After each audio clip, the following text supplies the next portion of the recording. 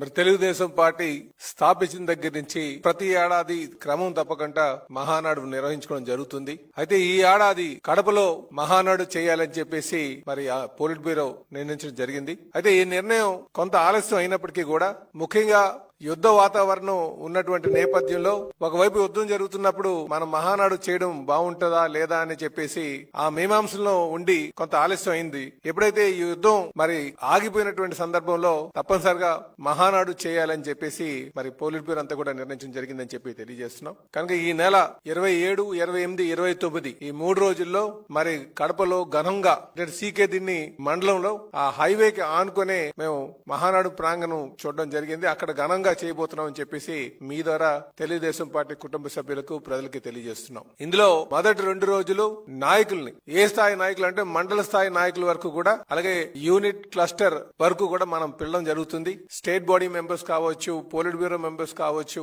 అలాగే జిల్లా body members, state body members అందరినీ కలుపుకొని సుమారు 23,000 మందికి మొదటి 2 రోజులు మేము ఆహ్వానిస్తున్నాం. 3వ రోజుకి వచ్చేసరికి గ్రామ స్థాయి అధ్యక్షుల వరకు, గ్రామ కమిటీ వరకు కూడా పిలవడం జరుగుతుంది అని చెప్పేసి ఈ సందర్భంగా తెలియజేస్తున్నాం. అంటే సుమారు 50,000 మందికి ఆ రోజు మీటింగ్ కి ఆహ్వానం పంపడం జరుగుతుందని చెప్పి తెలియజేస్తున్నాం. ఇది కాకుండా ఆ చుట్టుపక్కల ఉన్నటువంటి నియోజకవర్గాల్లో ఈ కుటుంబ సాధికార సారథులు అని చెప్పేసి మేము ఒక కమిటీని వేసుకుంటున్నాం. వాళ్ళందరికీ కూడా ఆహ్వానం పంపడం జరుగుతుందని చెప్పేసి ఈ సందర్భంగా తెలియజేస్తూ మరి ఈ ఏడాది మరి పార్టీ ఆవిర్భవించిన దగ్గర నుంచి కూడా కడపలో మరి ఇంతవరకు మేము చేయలేదు. 2024 ఎలక్షన్ లో కడప జిల్లా వారు బాగా ఆదరించినటువంటి సందర్భం. పార్టీ ఆవిర్భవించినప్పుడు మరి ఆదరించారు, మళ్ళీ ఇప్పుడు ఆదరించారు. కనుక అందరూ కూడా కడపలో ఘనంగా చేయాలి. అంటే కొంతమంది అక్కడ అకామిడేషన్ లేదు ఎలాగా అని చెప్పేసి కొంత డౌట్లు ఎక్స్ప్రెస్ చేసేటప్పటికి కూడా అక్కడే చేయాలని చెప్పేసి నిర్ణయం తీసుకున్నామని చెప్పేసి తెలియజేస్తున్నాం. ఈలోగా కూడా మేము ప్రతి నియోజకవర్గంలో క్యాడర్ను పిలిపించి ట్రైనింగ్ కూడా ఇవ్వడం జరుగుతుందని చెప్పేసి